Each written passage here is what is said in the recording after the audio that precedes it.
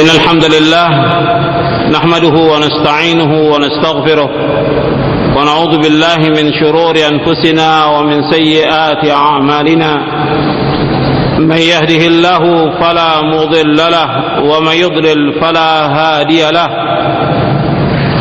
أشهد أن لا إله إلا الله وحده لا شريك له وأشهد أن محمدا عبده ورسوله يا أيها الذين آمنوا اتقوا الله حق تقاته ولا تموتن إلا وأنتم مسلمون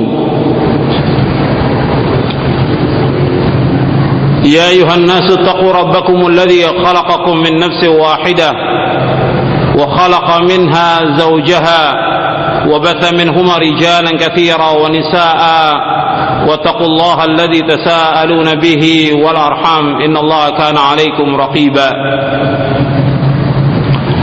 يا أيها الذين آمنوا اتقوا الله وقولوا قولا سديدا يصلح لكم أعمالكم ويغفر لكم ذنوبكم ومن يطع الله ورسوله فقد فاز فوزا عظيما أما بعد فإن أصدق الحديث كتاب الله وخير الهدي هدي محمد صلى الله عليه وعلى آله وسلم وشر الأمور محدثاتها وكل محدثة بدعة وكل بدعة ضلالة وكل ضلالة في النار. Ayo ikhwah, a'azakumullah, kepada bapak, ibu-ibu, ikhwan dan akhwat yang dimuliakan oleh Allah Subhanahu wa taala. Alhamdulillah, kita bersyukur kepada Allah Subhanahu wa taala atas segala nikmat yang Allah karuniakan kepada kita. Dan nikmat yang Allah karuniakan kepada kita sangat banyak dan tidak akan dapat kita hitung. Wa in ta'uddu ni'matallahi la tuhsuha innal insana la zalumun kafar. Seandainya kamu menghitung nikmat-nikmat Allah, kamu tidak akan dapat menghitung nikmat itu. Sesungguhnya manusia sangat zalim dan sangat kufur. Ikhwan fiddin, azakumullah. Kita mensyukuri nikmat Allah atas semua nikmat yang Allah karuniakan kepada kita. Dan yang paling besar nikmat Allah yaitu nikmat Islam dan Sunnah. Allah memberikan karunia kepada kita nikmat Islam dan Sunnah. Kita ditunjuki oleh Allah di Islam dan kita ditunjuki oleh Allah di atas Sunnah Nabi Sallallahu Alaihi Wasallam, di atas pemahaman yang hak, pemahaman yang benar, memahami Al-Quran was Sunnah ala fahmi salaf. Ini merupakan nikmat yang besar yang wajib kita syukuri. Dan kita selalu memohon kepada Allah agar kita istiqamah di atas manhaj yang hak ini sampai kita diwafatkan oleh Allah Subhanahu wa taala. Kemudian nikmat yang paling besar lagi yang Allah karuniakan kepada kita, nikmatul ilm, nikmat ilmu. Allah memberikan kepada kita ilmu yang bermanfaat. Yang tadinya kita tidak faham tentang Islam, kita faham. Yang tadinya kita tidak paham tentang tauhid, kemudian kita belajar jadi faham kita. Yang tadinya kita tidak paham tentang sunnah Nabi, kemudian kita belajar jadi faham. Ini merupakan nikmat dari Allah Subhanahu wa taala yang wajib kita syukuri, dan itu yang kita selalu mohon kepada Allah agar kita diberikan al-ilmun nafi', ilmu yang bermanfaat. Tapi ilmu ini, ikhwani fid din, azakumullah, bermanfaat apabila kita buktikan dengan amal. Bukan sekedar talabul ilmi, bukan sekedar nuntut ilmu, tapi harus dibuktikan dengan amal. Makanya ada ilmu nafi' wal amalus salih. Ilmu nafi' wal amalus salih, ilmu yang bermanfaat dan amal saleh. Sebab ilmu itu harus dibuktikan dengan amal. Baik tentang akidah, tentang ibadah, tentang akhlak, tentang muamalah, tentang semuanya dibuktikan dengan amal. Bukan sekedar rajinnya talabul ilmi, tapi amal. Itu yang dituntut oleh Allah dalam Al-Quran dan juga oleh Nabi SAW. Oh, dibutuhkan al-amal. Sebagaimana Nabi SAW menyebutkan tentang 4 pertanyaan di padang mahsyar. Nabi menyebutkan, la tazulu qadama 'abdin yaumal qiyamati hatta yus'al an umrihi fima afna wa an ilmihi fima fa'ala wa an malihi min aina iktasaba wa fima anfaqa wa an jismihi fima abla.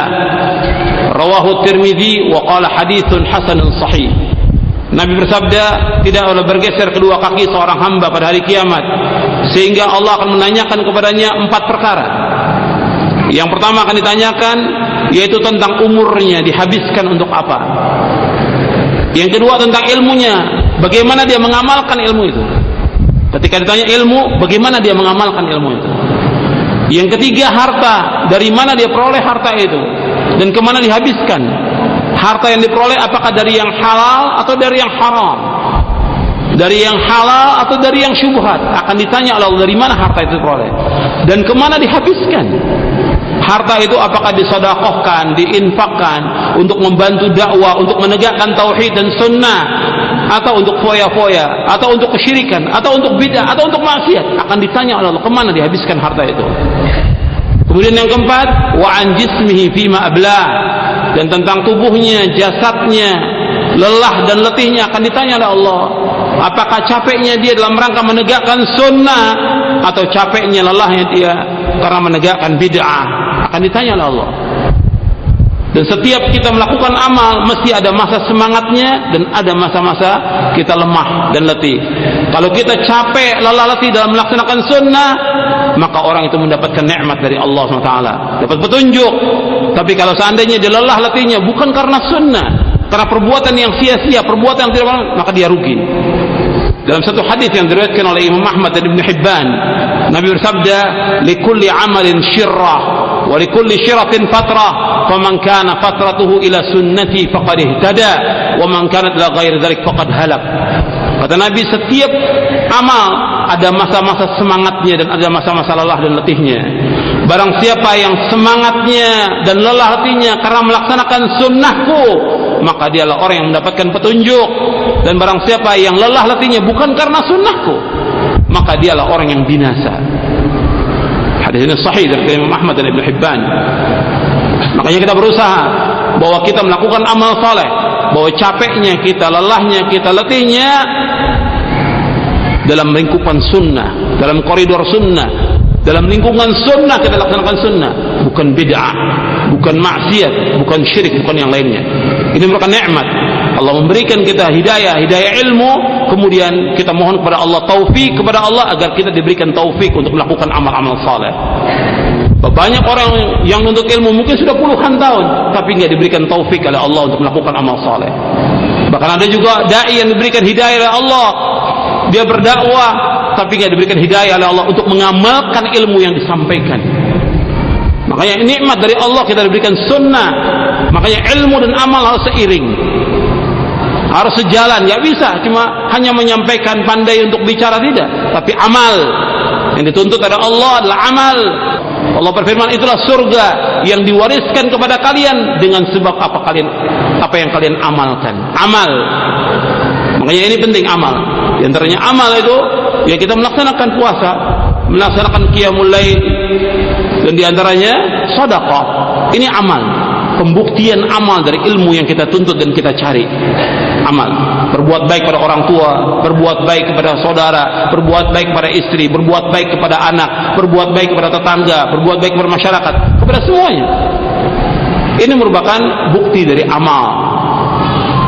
Dan amal itu macam, bisa dengan lisan, dengan perbuatan yang baik, bisa dengan akhlak yang mulia, bisa dengan harta, dengan sedekah. Ini amal. Dan semua harus dilakukan ikhlas karena Allah Subhanahu wa taala. Dan itu yang bermanfaat nanti pada hari kiamat.